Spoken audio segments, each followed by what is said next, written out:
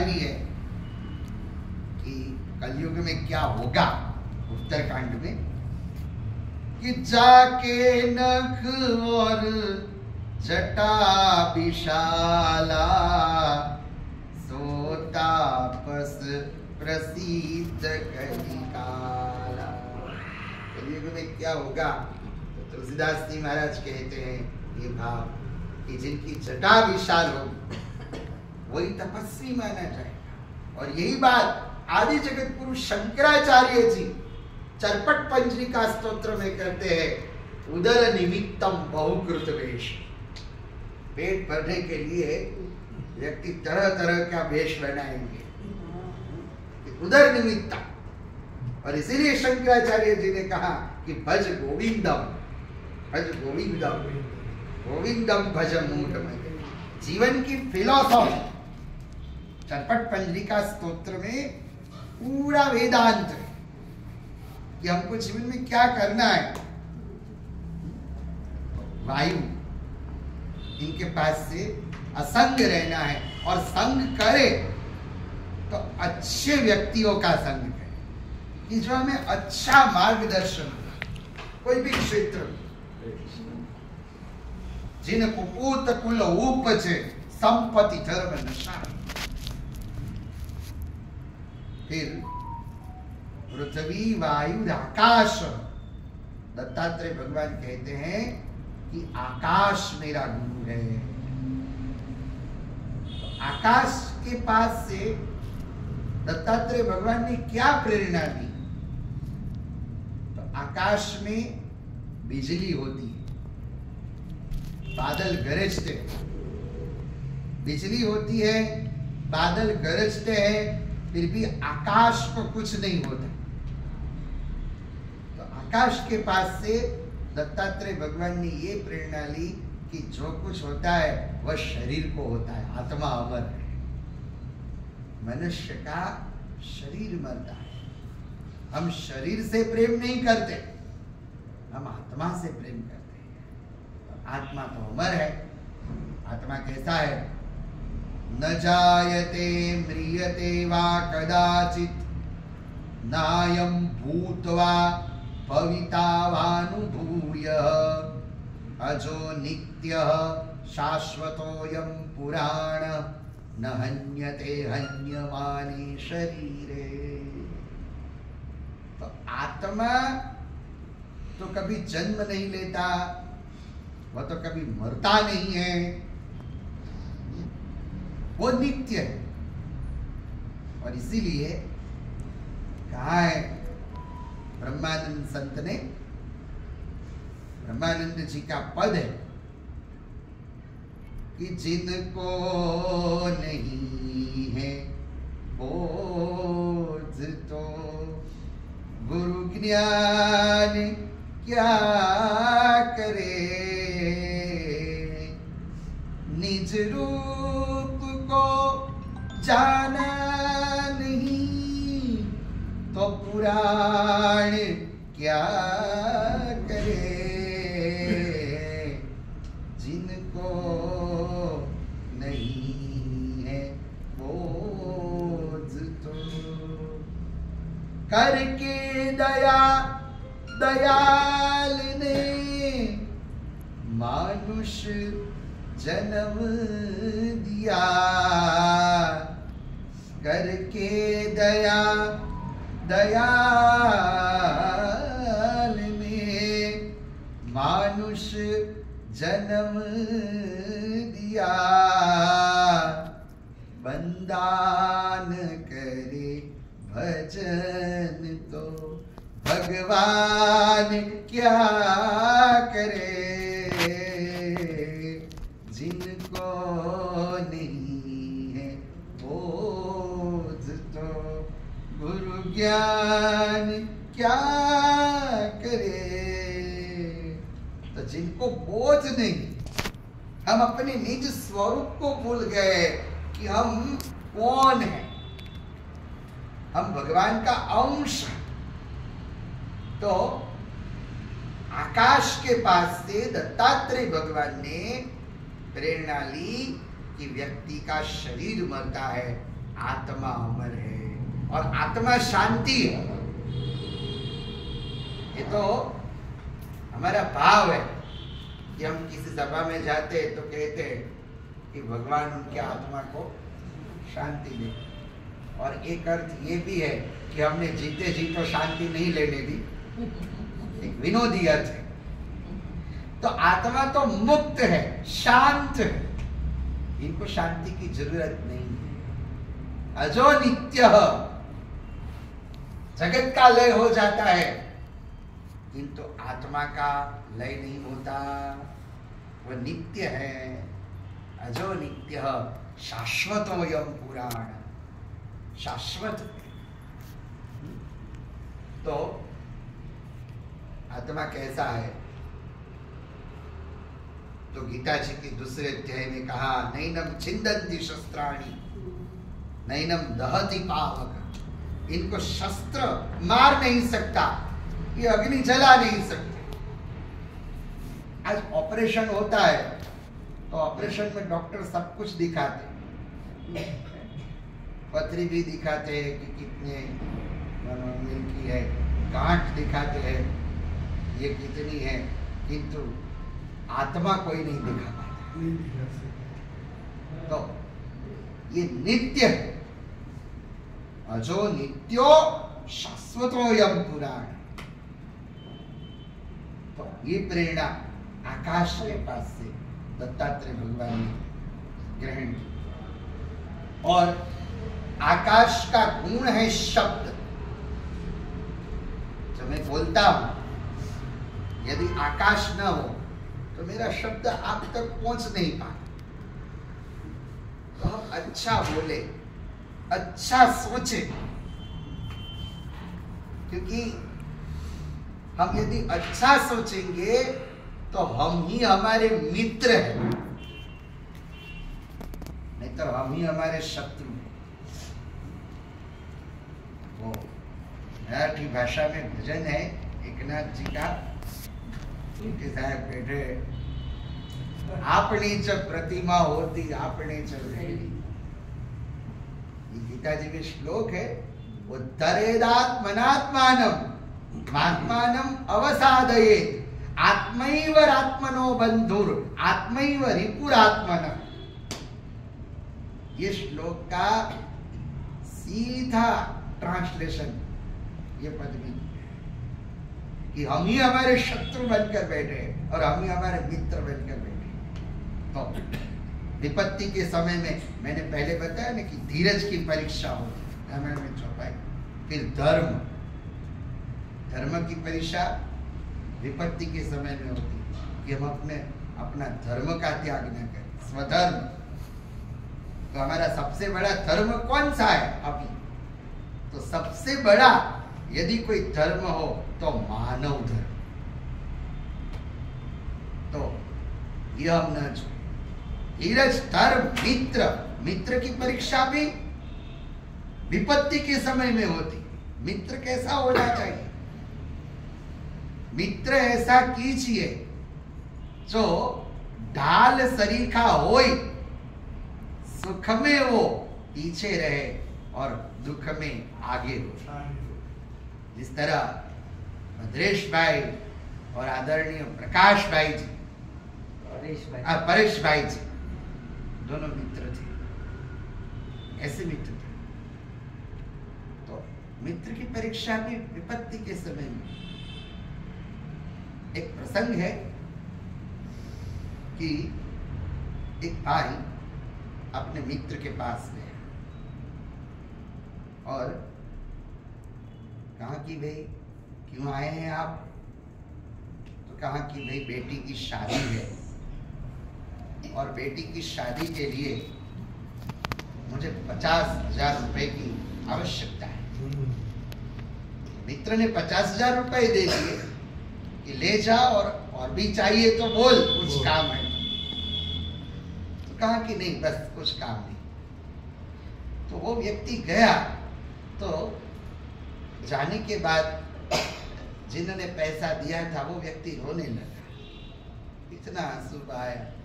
फिर इनकी पत्नी ने कहा, देखो स्त्री की परीक्षा भी विपत्ति के समय में होती है।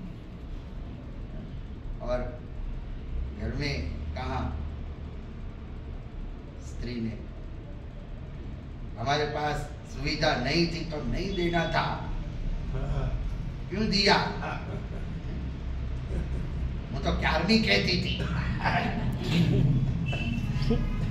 तो कब से कहती थी? हमारे पास सुविधा नहीं थी तो इनको दिया क्यों? और अब रोना?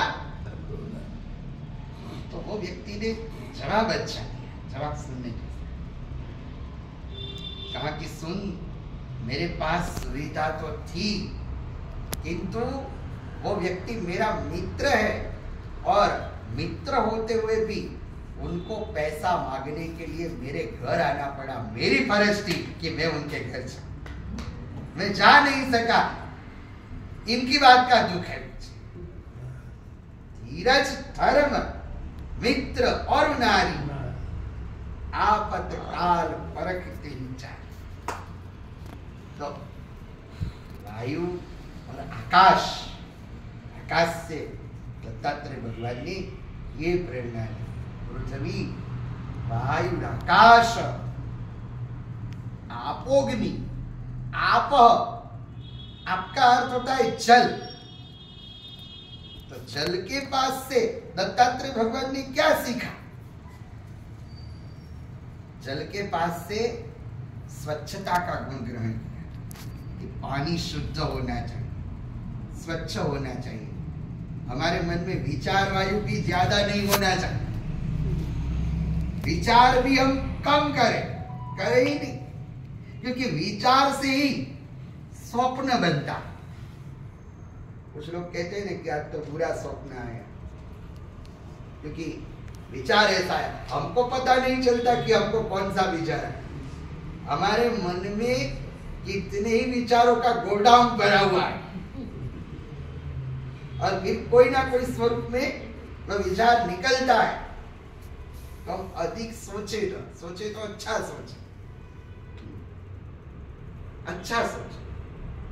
और भगवान का जो भक्त होता है, भक्त का स्वप्न कभी झूठा नहीं होता, वो सच्ची होती है। स्वप्न की बात आती है तो रामायण में त्रिष्टा को स्वप्न है।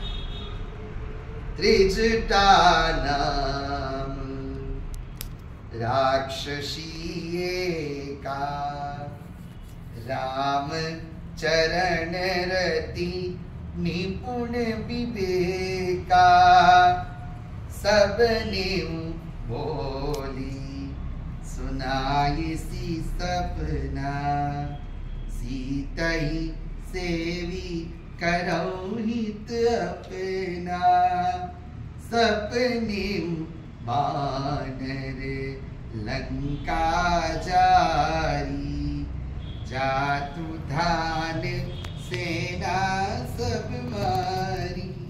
तो त्रिष्टा ने कहा निश्चर्यों को कि मुझे स्वप्न आया, स्वप्न में एक बंदर लंका में आया और इन्होंने पूरी लंका जला दी। तब से हनुमान जी महाराज ने निश्चय किया कि भगवान उनका स्वप्न सच्चा करे, झूठा नहीं। तो भगवान का जो भक्त होता है, इनको स्वप्न नहीं आता। हमारे गुजराती भाषा में एक भजन है कि हम क्या सोचे, हम क्या विचार।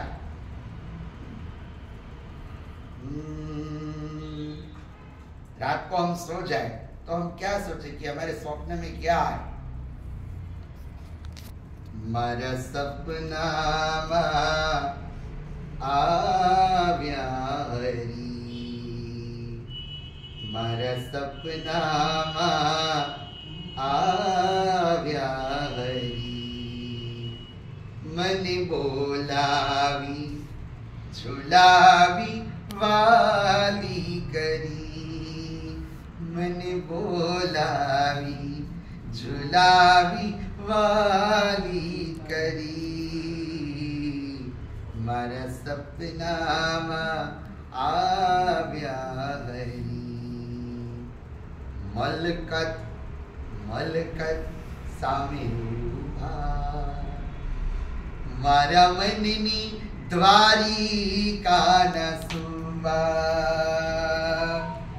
मलकत मलकत समिंभा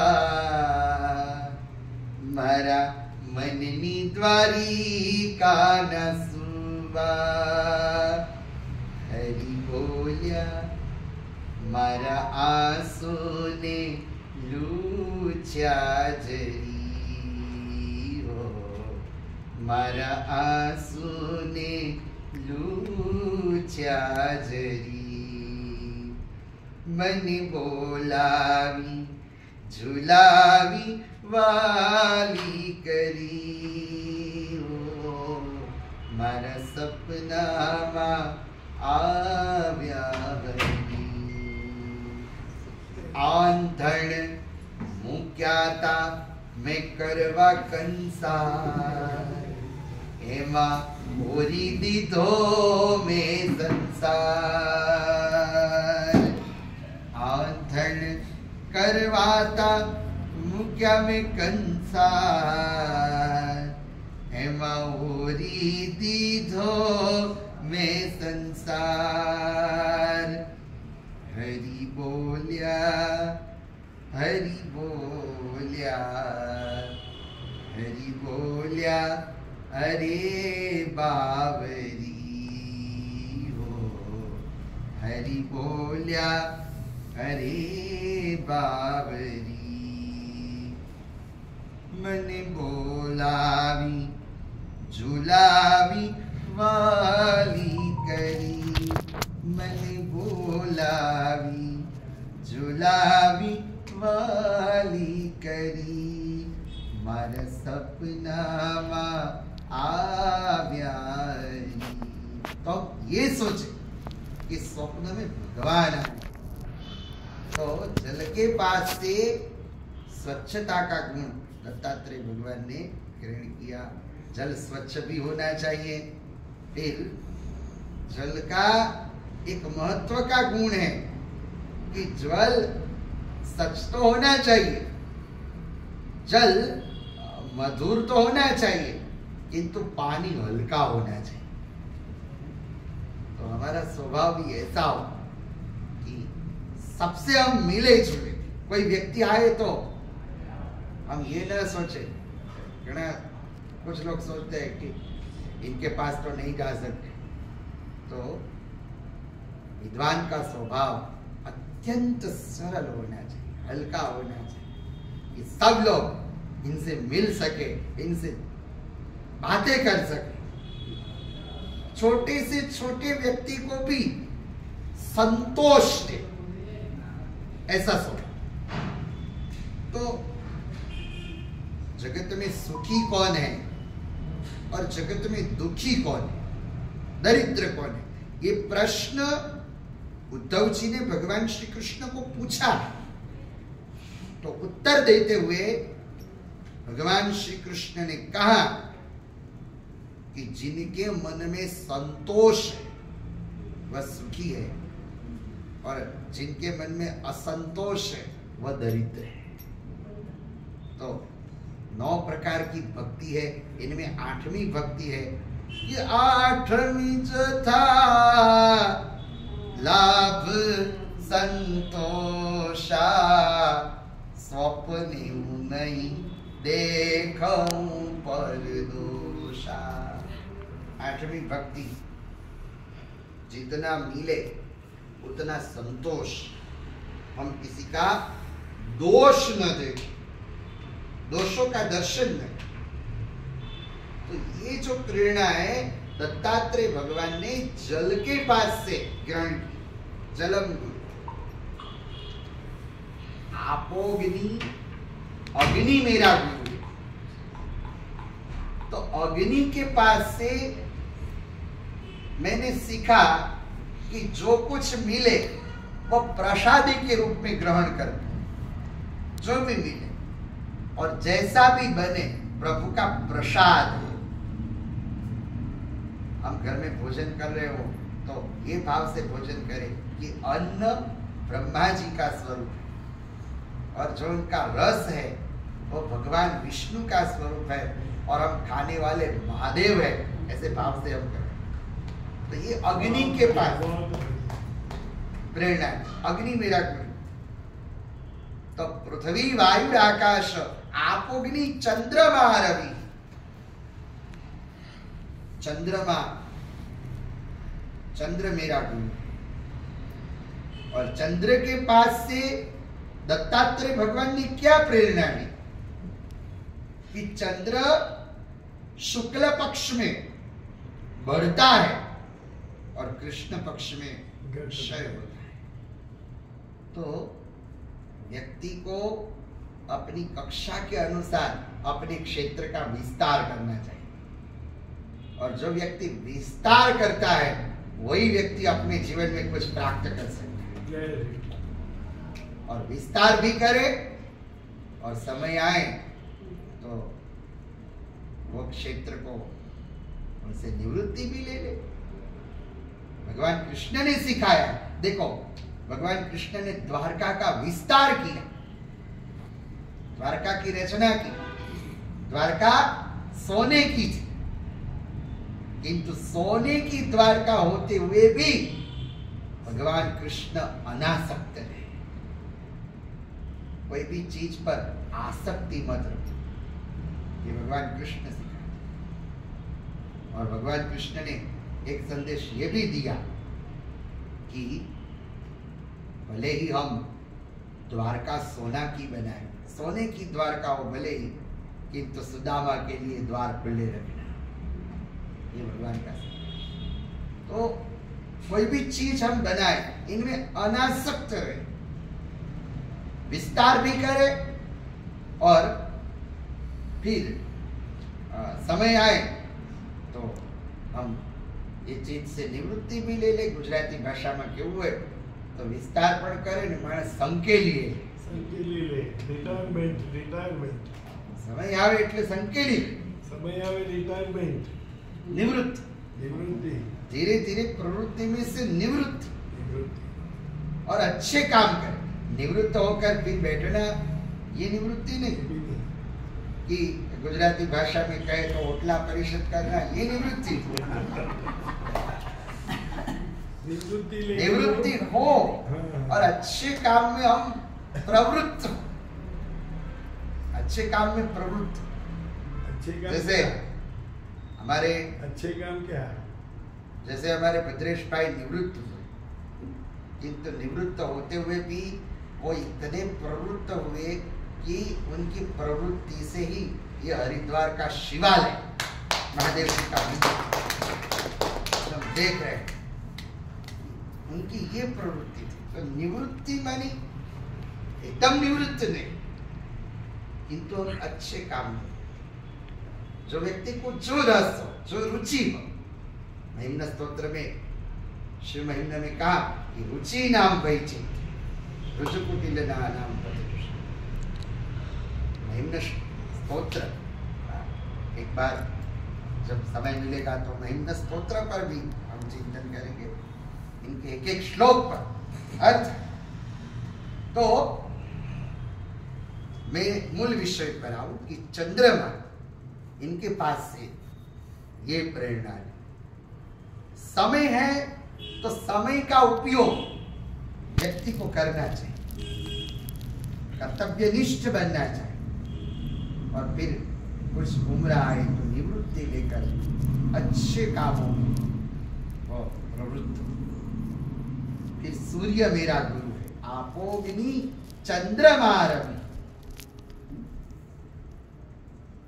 सूर्य के पास से दत्तात्रेय भगवान ने प्रेरणा ली कि व्यक्ति को कभी भी अपना कर्म नहीं छोड़ना चाहिए। सूर्य के पास से हम कर्म सीखे। हमने छुट्टी ली, हम जॉब करते हैं तो हम छुट्टी लेते हैं, किंतु सूर्य कभी छुट्टी नहीं लेता। हमने ऐसा नहीं सुना कि सूर्य नारायण भगवान ने छुट्टी ली। और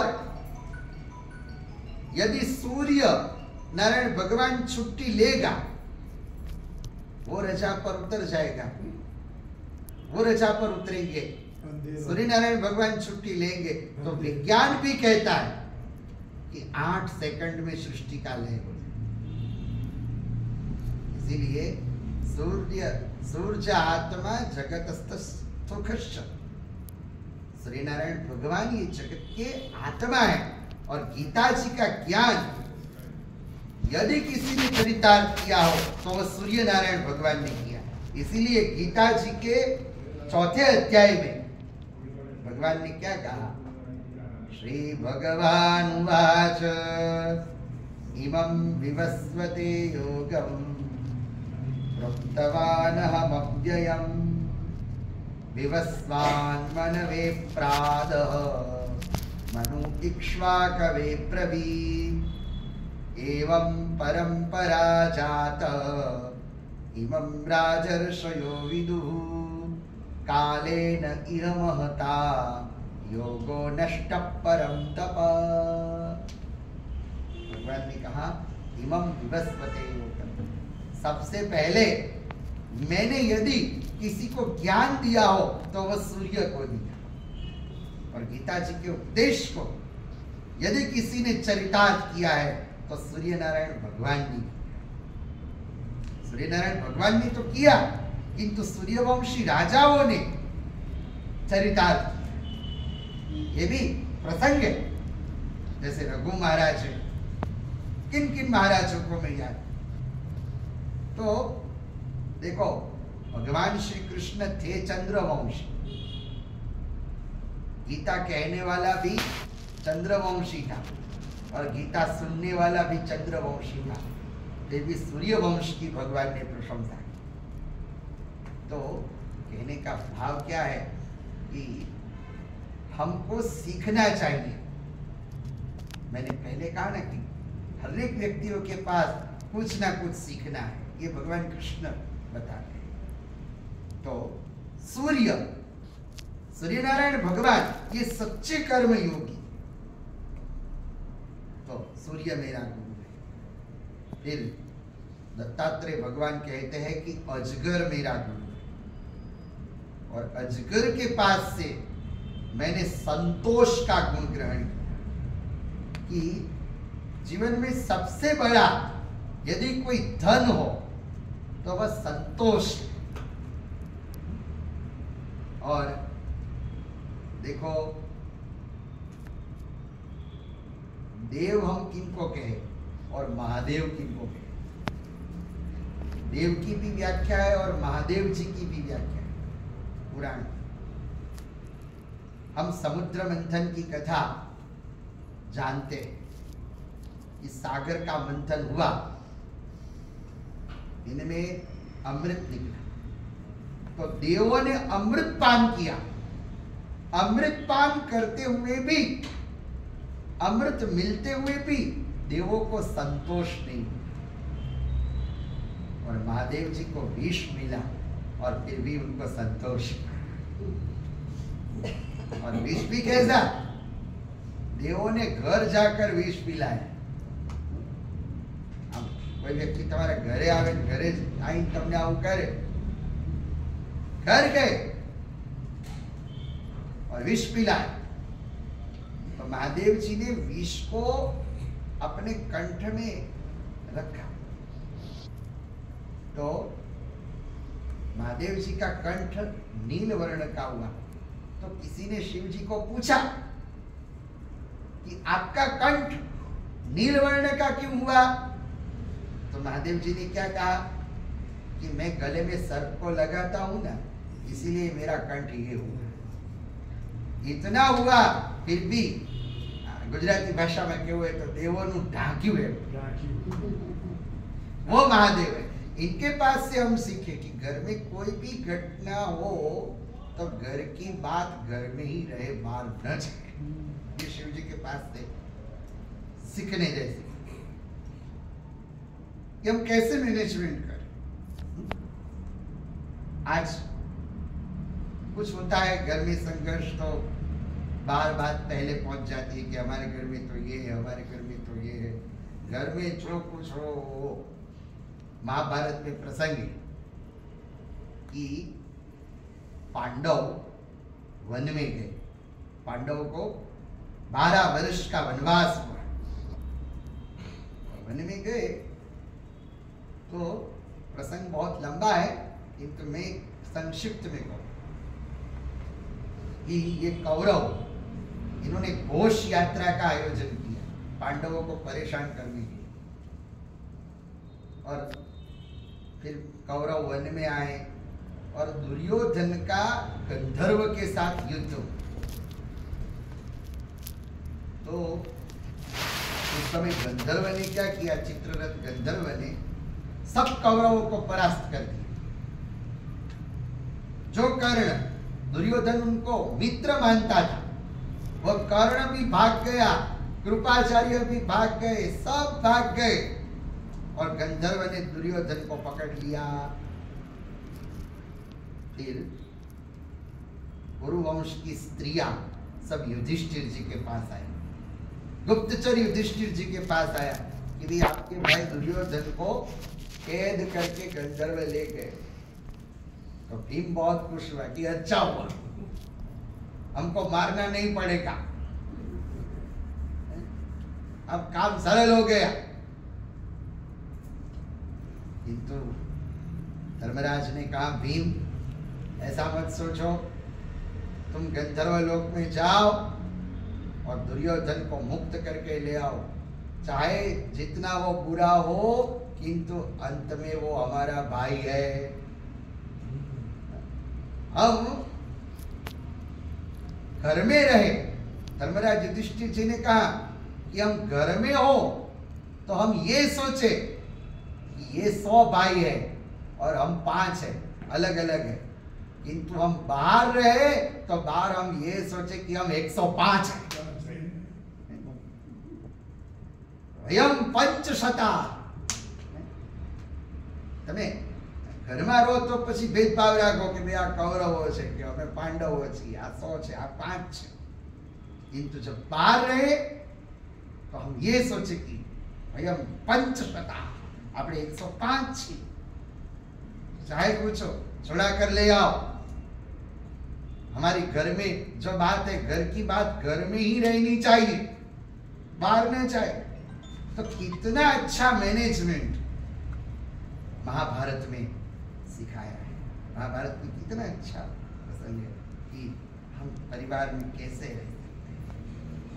तो ये सब संतोष से आता है और ये प्रेरणा अजगर से मिलती है। दत्तात्रेय भगवान, समंदर मेरा गुरु है दत्तात्रेय भगवान के। समंदर में क्या होता है कि समंदर में लहर उठती है, कभी कभी भरती, कभी कभी होत। तो समंदर देखो तो बाहर से समंदर में लहर उठती है, बाहर से हम देखें तो समंदर में लहर है, किंतु अंदर से यदि आप समंदर को देखो तो समंदर भीतर से शांत है। तो समंदर के पास से ये प्रेरणा लेनी चाहिए कि भाई संसार है, सुख और दुख रूपी लहर संसार में आती है, किंतु व्यक्ति को भीतर से शांत रहना चाहिए, स्थित प्रज्ञता।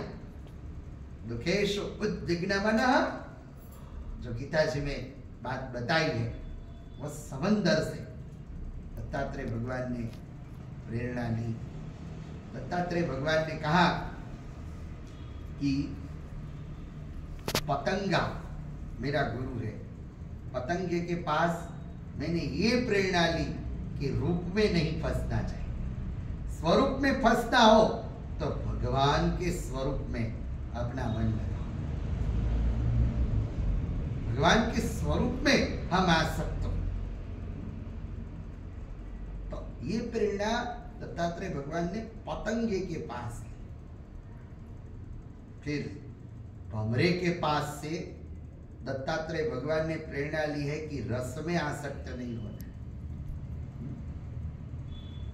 और रस में आसक्त होना हो तो शास्त्र रूपी, कथा रूपी रस में हम आसक्त हो और भगवान को कहें कि अब सौंप दिया इस जीवन का सब भार तुम्हारे हाथों में, सब भार तुम्हारे हाथों में, हर जीत तुम्हारे हाथों में, हर हार तुम्हारे हाथों में, हर हार तुम्हारे हाथों में। जो जग में रहूं तो ऐसे रहूं जैसे जल में कमल का फूल रहे। मैं हूँ संसार के हाथों में, संसार तुम्हारे हाथों में, संसार तुम्हारे हाथों में। मुझ में तुझ में बस भेद यही, मैं नर हूँ तुम नारायण हो। अर्पण कर दूं दुनिया भर का सब प्यार तुम्हारे हाथों में, सब प्यार तुम्हारे हाथों में।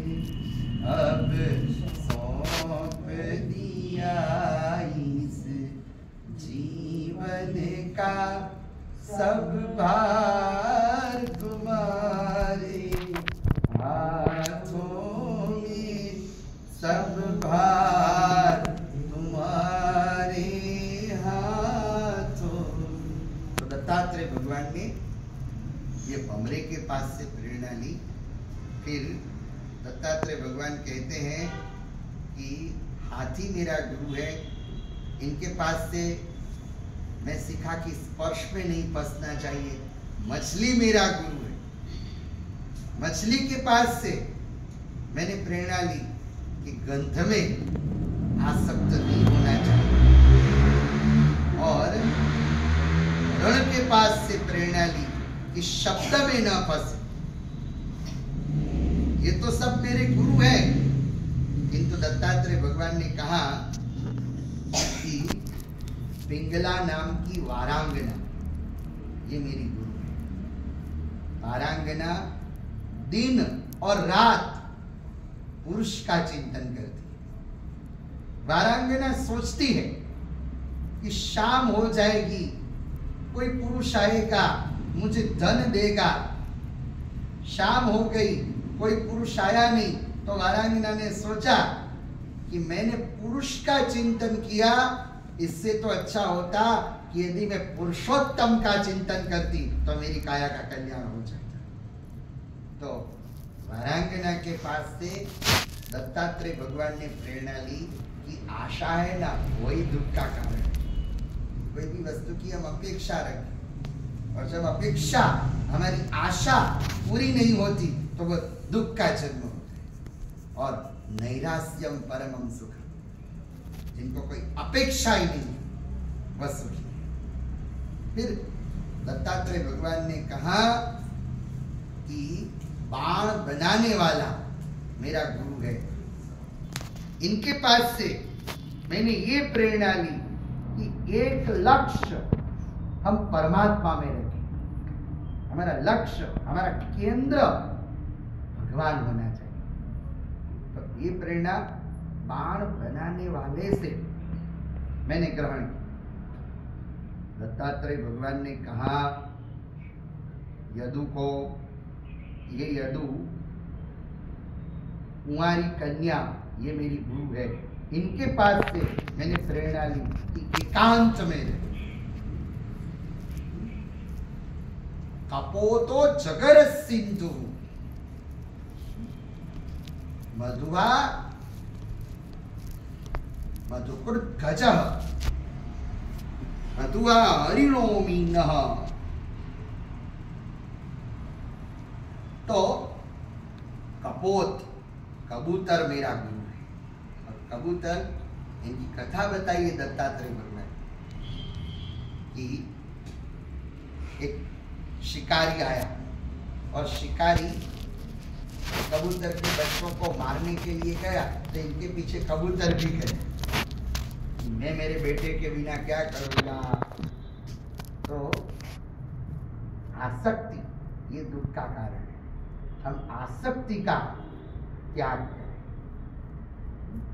देखो धर्मशास्त्र में कहा है कि बालयेत पंचवर्षाणि, 5 वर्ष का बालक हो तो उनको लाड करना चाहिए, प्रेम करना चाहिए।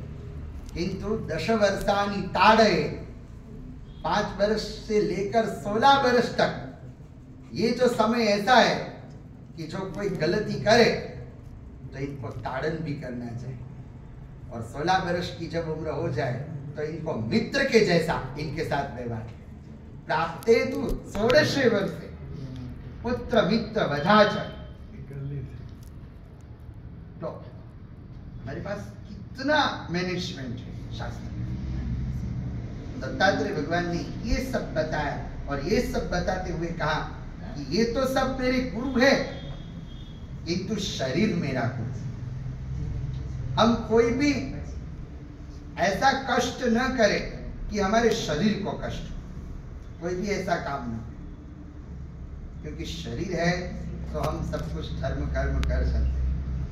तो ये सब बात श्री कृष्ण भगवान ने उद्धव जी को बताई, और उद्धव जी को कहा कि जिस तरह दत्तात्रेय भगवान के गुरु है, दत्तात्रेय भगवान ने कुछ ना कुछ सीखा है, तो हम भी दत्तात्रेय भगवान के पास से कुछ ना कुछ सीखे।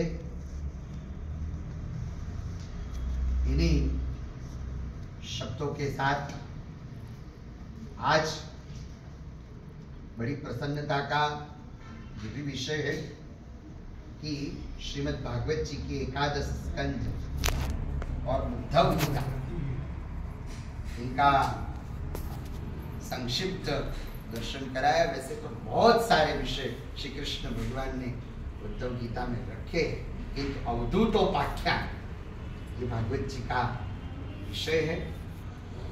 और आदरणीय भद्रेश भाई, जिनका स्थूल देह नहीं है किंतु सूक्ष्म स्वरूप में आज भी हमारे साथ है,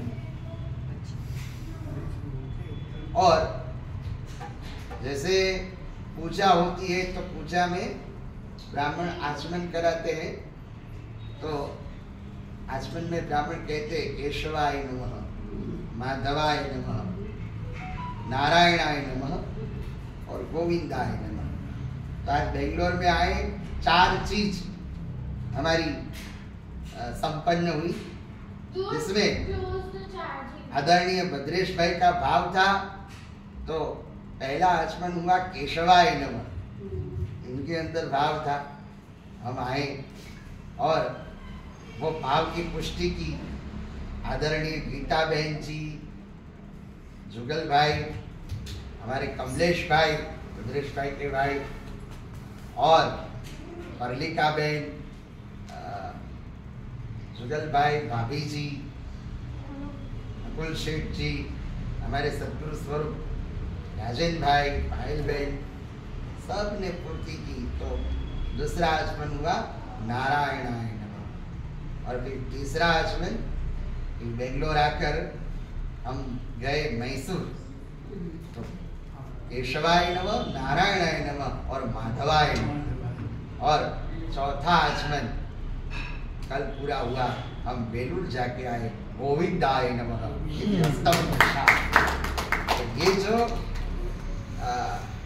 कल्पना पूर्णतः चरितार्थ हुई, और तो हम सब लोगों का तहे दिल से धन्यवाद प्रकट करते हैं, और परिवार को हम आशीर्वाद देते हैं कि वंशे सदैव भवताम गुरु भक्ति रस्तु। आपके वंश में, आपके परिवार में भगवान की अहेतु की कृपा हो, गुरु भक्ति आपके अंदर बढ़े और जैसा कार्य भद्रेश भाई ने किया ऐसा कार्य परिवार के सब सदस्य करें और आए हुए भक्तजनों को भी हमारा हृदय से आशीर्वाद है कि सर्वे भवन्तु सुखिनः, सर्वे सन्तु निरामया, सर्वे भद्राणि पश्यन्तु मा कश्चित् दुःखभाग् भवेत्। इन्हीं शब्दों के साथ सद्गुरु